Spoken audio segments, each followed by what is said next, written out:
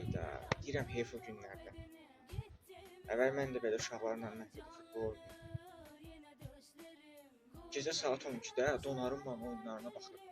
Onun seyvlərinə baxıb, axşamüstü uşaqlarla məhəllədə futbol oynayanda eyni həmin o seyvləri edirdim.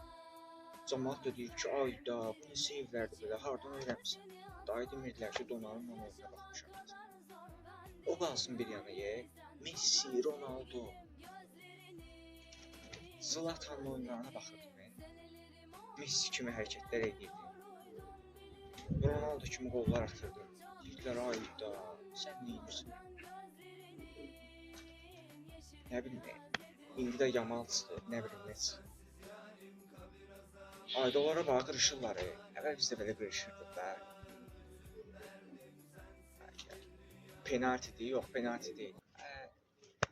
Gedim ayrım nə olar, gedim ayrım.